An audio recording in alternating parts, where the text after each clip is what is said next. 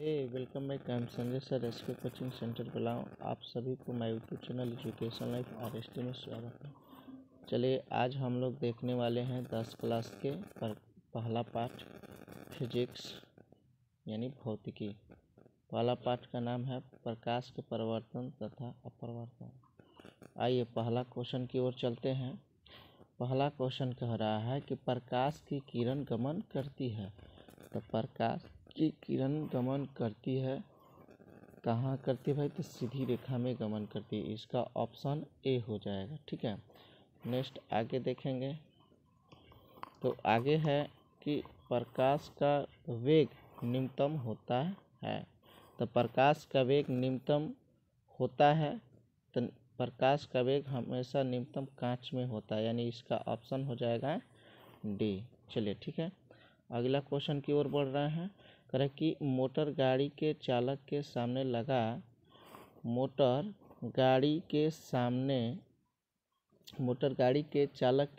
लगा रहता है। ऑप्शन है समतल दर्पण, उत्तल दर्पण, अवतल दर्पण, उत्तल लेंस। तो इसका आंसर हो जाएगा उत्तल दर्पण यानी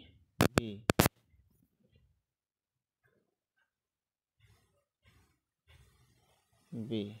ठीक है, चलिए नेक्स्ट आगे। क्वेश्चन नंबर 4 को देखिए। क्वेश्चन नंबर 4 कह रहा है कि मोटर कार के हेडलाइट में किसका प्रयोग होता है? मोटर कार के हेडलाइट में किसका प्रयोग होता है? तो मोटर कार के हेडलाइट में अवतल दर्पण का प्रयोग होता है, यानी ऑप्शन सी। ठीक है, चलिए आगे देखते हैं। अगला क्वेश्चन है समतल दर्पण द्वारा बना प्रतिबिंब होता है। समतल दर्पण द्वारा बना प्रतिबिंब होता है। तो समतल दर्पण द्वारा बना प्रतिबिंब हमेशा काल्पनिक होता है, यानी ऑप्शन बी। ठीक है, यहाँ पे आप मार सकते हैं। अगला क्वेश्चन की ओर बढ़ेंगे। अगला क्वेश्चन कह रहा है कि लेंस की क्षमता का एसआई मात्रक होता है। लेंस की क्षमता का एसआई मात्रक होता है। तो इसका आंसर ए हो जाएगा डाईऑप्टर। नेक्स्ट अगला क्वेश्चन की ओर बढ़ते हैं। ठीक,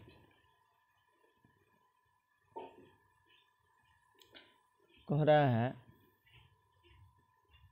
प्रकाश की किरणों का पथ दर्शाने वाले चित्रों को कहा जाता है। प्रकाश की किरणों का पथ दर्शाने वाले चित्रों को कहा जाता है। ऑप्शन ए हो जाएगा किरण आरेख। ओके, अगला क्वेश्चन को देखेंगे। 2D क्षमता वाले लेंस का फोकसांतर होता है। 2D क्षमता वाले लेंस का फोकसांतर होता है।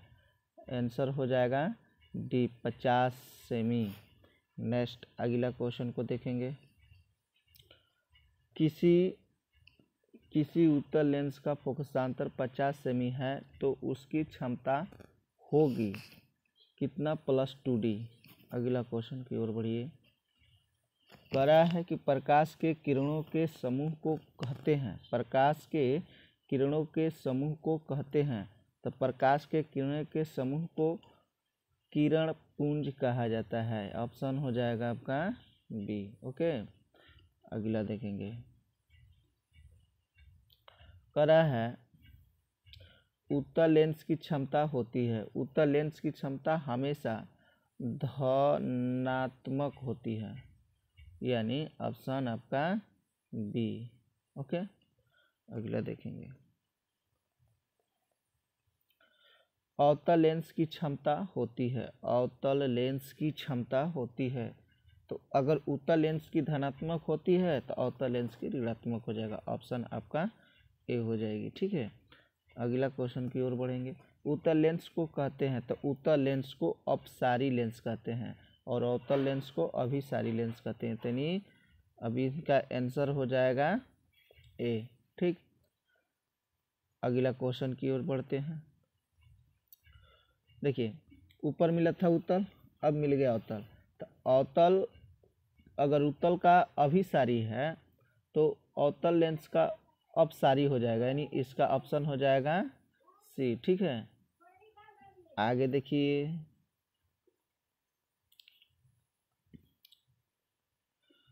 कह रहा है कि निम्न में से कौन सा पदार्थ लेंस बनाने के लिए प्रयुक्त नहीं किया जा सकता है। निम्न में से कौन सा पदार्थ लेंस बनाने के लिए प्रयुक्त नहीं किया जा सकता है।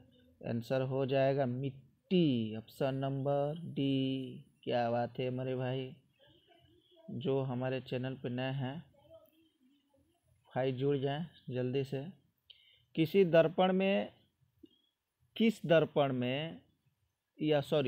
किस दर्पण से हमेशा वस्तु से छोटा प्रतिबिंब प्राप्त होता है। किस दर्पण से हमेशा वस्तु से छोटा प्रतिबिंब प्राप्त होता है। तो आंसर आपका हो जाएगा बी, यानी उत्तल से क्या होता है, प्रतिबिंब छोटा प्रतीक होता है। अगला क्वेश्चन और बढ़ेंगे। किस दर्पण से वस्तु का बड़ा प्रतिबिंब होता है। किस दर्पण से, तो अवतल दर्पण से वस्तु का बड़ा प्रतिबिंब होता है। क्वेश्चन नंबर 18 में चलेंगे।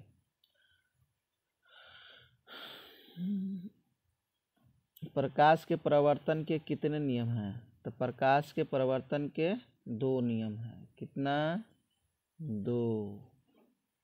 अगला क्वेश्चन की ओर बढ़िए।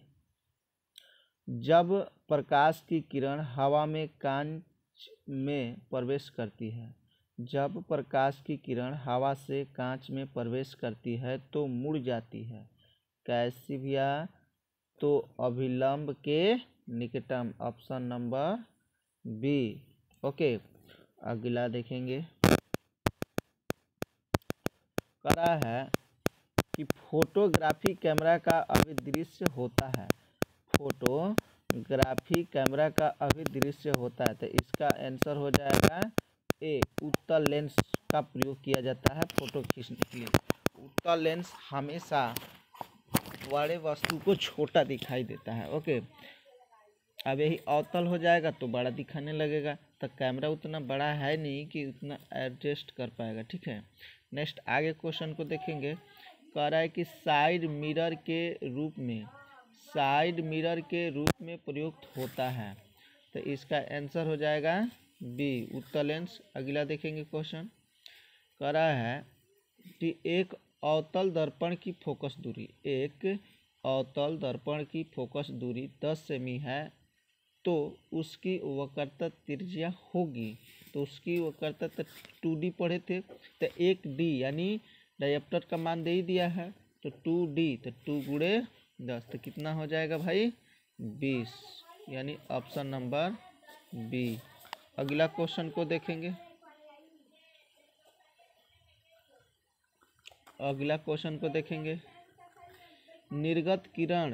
निर्गत किरण एवं अभिलंब के बीच के कोणों को कहते हैं। तो क्या हो जाएगा, निर्गत कोण। चलिए अगला क्वेश्चन को देखेंगे। सरल सूक्ष्मदर्शी में किसका उपयोग होता है। तो सरल सूक्ष्मदर्शी में उत्तल लेंस का उपयोग होता है, यानी ऑप्शन नंबर डी। क्या हो जाएगा, ऑप्शन नंबर डी होगा, यानी उत्तल लेंस का होता है। ठीक है, अगला को देखेंगे। किस लेंस के द्वारा सिर्फ काल्पनिक प्रतिबिंब तनता है। किस लेंस के द्वारा सिर्फ काल्पनिक प्रतिबिंब तनता है। तो ऑप्शन हो जाएगा बी, अवतल लेंस के द्वारा तनता है। ठीक है, अगला क्वेश्चन को देखेंगे। कह रहा है कि परावर्तन के नियम से निर्धारित होता है। ऑप्शन ए हो जाएगा, आपतन कोण बराबर परावर्तन कोण। ओके, अगला क्वेश्चन को देखेंगे। कराया कि काल्पनिक प्रतिबिंब होता है। तो काल्पनिक प्रतिबिंब होता है कैसा? सीधा, ऑप्शन नंबर ए नि सीधा होता है। अगला को देखेंगे, लेंस में मुख्य फोकस की संख्या कितनी होती है? लेंस में मुख्य फोकस की संख्या कितनी होती है? तो ई हो जाएगा आपका ऑप्शन नंबर ए यानी 2 होती है। अगला क्वेश्चन को और बढ़ते हैं। तो कह रहा है कि सर्च लाइट का परिवर्तन सतह होता है। तो सर्च लाइट का परिवर्तन सतह होता है कैसे भैया? तो अवतल होता है, ऑप्शन नंबर बी। चलिए अगला क्वेश्चन को देखेंगे।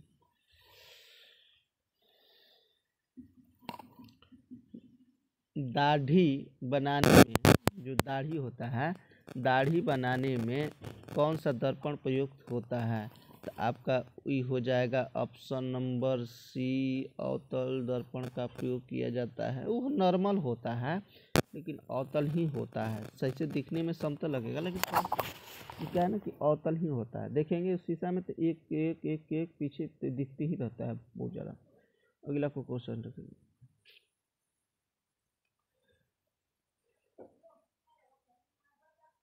एक उत्तल लेंस की क्षमता, एक उत्तल लेंस की क्षमता एक डायऑप्टर है। एक उत्तल लेंस की क्षमता एक डायऑप्टर है तो उस लेंस की फोकस दूरी है तो कितना भैया? Plus 100 centimetre, plus 100 centimetre. Okay, अगला को देखेंगे।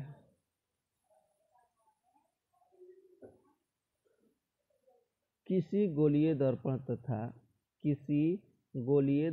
तथा किसी पतले गोलीय लेंस दोनों की फोकस दूरियां -15 cm है। दर्पण तथा लेंस संभवतः है तो कैसा है? दोनों अवतल है। क्या है? अवतल, दोनों अवतल है यानी ऑप्शन नंबर आपका ए। ठीक है, अगला को देखिए।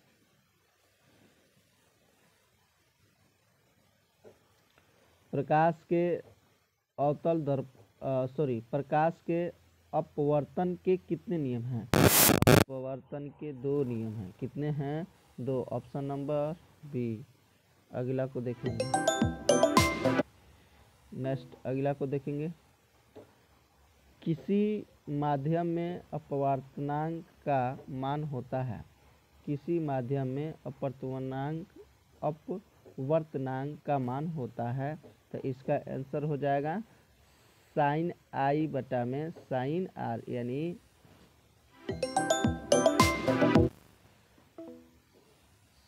साइन आई बटा में साइन आर। ओके, यानी ऑप्शन नंबर ए। चलिए अगला क्वेश्चन को देखेंगे। कह रहा है कि एक उत्तल लेंस होता है, एक उत्तल लेंस होता है, ऑप्शन नंबर सी यानी किनारों की अपेक्षा बीच में होता है। ठीक है, अगला क्वेश्चन की ओर बढ़ेंगे। अवतल लेंस का आवर्धन बराबर होता है। आवर्धन को स्मॉल एम से सूचित करते हैं तो एम बराबर आपका हो जाएगा भी बटा यू। क्या हो जाएगा? भी बटा यू यानी एम बराबर भी बटा यू। ओके, यानी ऑप्शन नंबर डी। ओके, चलिए अगला क्वेश्चन को देखेंगे। करें कि गोलीय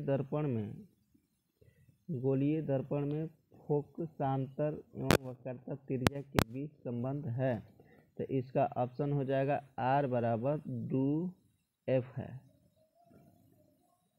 एफ यानी ऑप्शन नंबर ए।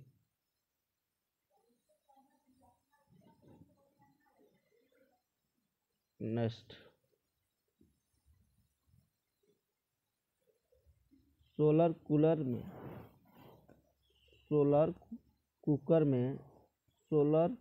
में प्रयोग किया जाता है, सोलर कुकर में प्रयोग किया जाता है, क्या किया जाता है भैया, अवतल दर्पण का प्रयोग किया जाता है, यानी ऑप्शन नंबर ए। अगला, उत्तल लेंस में बना प्रतिबिंब होता है, उत्तल लेंस में बना प्रतिबिंब होता है, कैसा होता है भैया, तो आपका वास्तविक और उल्टा होता है, कैसा होता है, वास्तविक और उल्टा। अगला क्वेश्चन को देखेंगे, कह रहा है उत्तल में उत्तल लेंस में जब बीम एफ और 2F के बीच रखा जाता है तब बना प्रतिबिंब होता है, तब बना प्रतिबिंब होता है, तो क्या होता है, ऑप्शन नंबर ए, बड़ा और वास्तविक होता है। ठीक है, अगला क्वेश्चन को बढ़ेंगे, करा है कि दो वक्रीय पृष्ठों से घिरे ठोस माध्यम को कहते हैं, तो क्या कहेंगे, सी, यानी गोलीय लेंस, क्या कहेंगे भाई, ऑप्शन नंबर सी, गोलीय लेंस। अगला क्वेश्चन को देखेंगे, कह रहा है कि वह गोलीय दर्पण जो बाहर की तरह वक्रित हो, वह गोलीय दर्पण जो बाहर की तरह वक्रित हो कहलाता है, ऑप्शन नंबर सी आपका उत्तल दर्पण कहलाता है। ठीक है, नेक्स्ट अगला को देखेंगे, गोलीय दर्पण के परावर्तक पृष्ठ के केंद्र को, गोलीय दर्पण के परावर्तक पृष्ठ के केंद्र को दर्पण का कहा जाता है, दर्पण का कहा जाता है, तो इसका आंसर हो जाएगा बी, ध्रुव, ध्रुव, क्या होगा, ध्रुव। ठीक है, अगला को देखेंगे, कह रहा है किस लेंस द्वारा उत्पन्न, किस लेंस द्वारा उत्पन्न आवर्धन का एसआई मात्रक क्या है। अब कह रहा है कि किसी लेंस द्वारा उत्पन्न आवर्धन का एसआई मात्रक क्या है, तो क्या है भैया, तो ये होता है मात्रक विहीन होता है, यानी जो मात्रक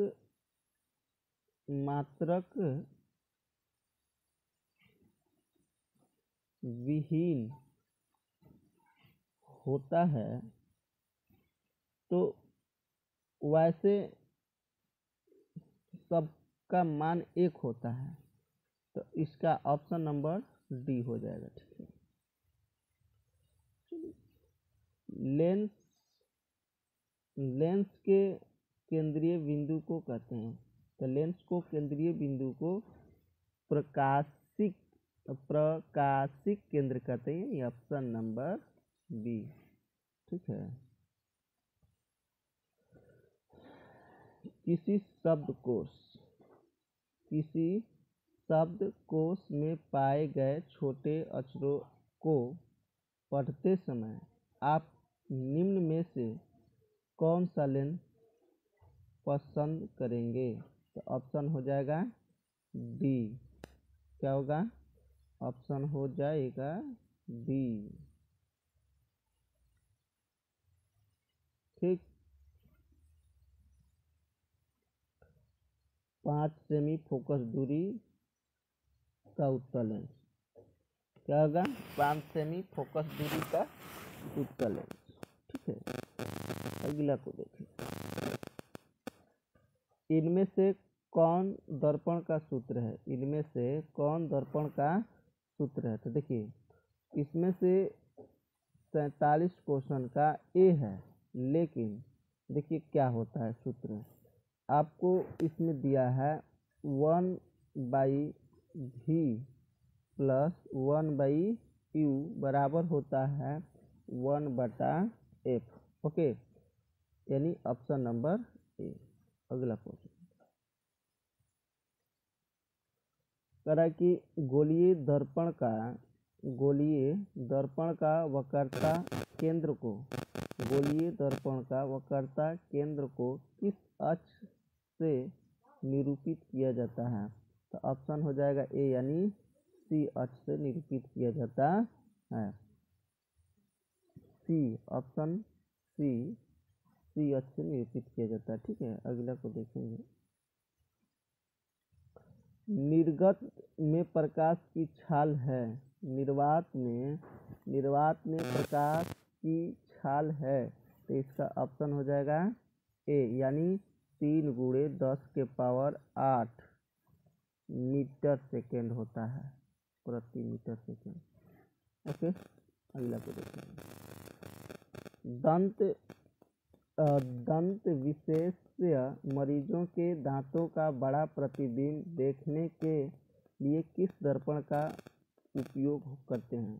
तो इसका ऑप्शन हो जाएगा ए, अवतल दर्पण का, यानी ऑप्शन नंबर ए। ओके, अगला देखेंगे।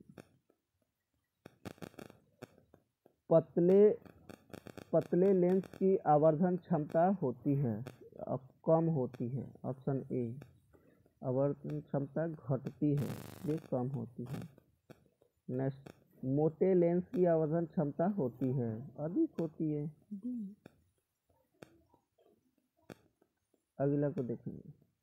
तरह की अवतल दर्पण के ध्रुव और मुख्य फोकस के बीच रखे बीम का प्रतिबिंब की प्रकृति होती है। इसका आंसर हो जाएगा बी, आभासी एवं सीधा होता है। क्या होता है? आभासी एवं सीधा, ऑप्शन नंबर बी। ठीक है, नेक्स्ट कह रहा है कि उत्तल लेंस का प्रकाशिक केंद्र और मुख्य फोकस के बीच रखे बीम का प्रतिबिंब की प्रकृति होती है। ऑप्शन हो जाएगा बी, आभासी एवं सीधी होती है, ऑप्शन बी। ठीक है,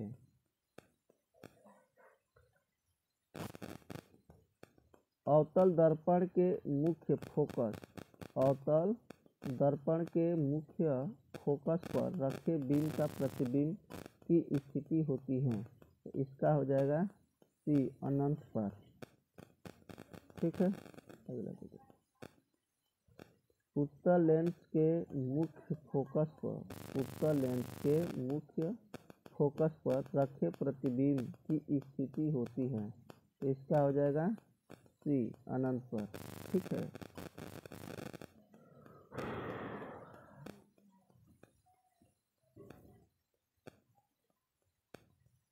अवतल लेंस के मुख्य फोकस पर रखे बीम का प्रतिबिंब की स्थिति होती है, इसका हो जाएगा ऑप्शन नंबर बी, प्रकाशिक केंद्र और फोकस के बीच। ठीक है, अवतल लेंस के सामने अनंत पर रखे बीम का प्रतिबिंब की स्थिति होती है, तो ऑप्शन हो जाएगा आपका बी, फोकस पर। ऑप्शन हो जाएगा बी, फोकस पर। ठीक,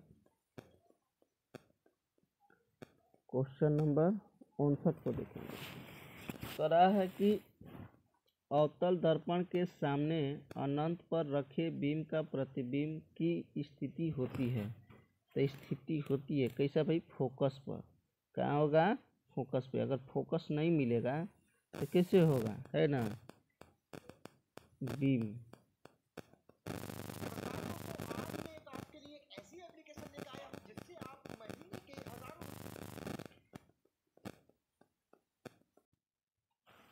चलिए नेक्स्ट क्वेश्चन नंबर 59 को देखें हैं।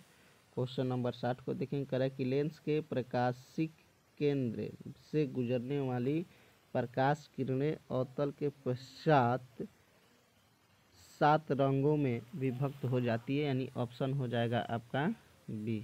कितने रंग में विभक्त होती है? 7 रंग में विभक्त हो जाती है। चलिए अगला क्वेश्चन को देखेंगे। कह रहा है कि मुख्य फोकस से गुजरने वाली प्रकाश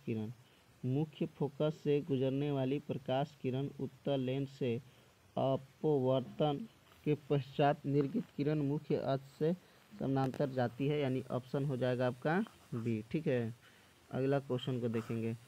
क्वेश्चन नंबर 62 यानी लास्ट क्वेश्चन चलेंगे। ये कह रहा है कि मुख्य अक्ष के समानांतर आने वाली कोई प्रकाश किरण अवतल लेंस से अपवर्तन के पश्चात निर्गत किरण निर्गत किरण मुख्य अक्ष से दूर हो जाती है। ऑप्शन नंबर डी देखेंगे। ठीक है, चलिए फिर इसी तरह लगातार वीडियो मिलते रहेगा आपको। अगला वीडियो में देखेंगे अगला चैप्टर। जब तक आप हमारे चैनल पे नए हैं तो चैनल को सब्सक्राइब और लाइक करना ना भूलें और घंटी बेल आइकन जरूर दबाइए। ठीक है, चलिए आगे देखते हैं।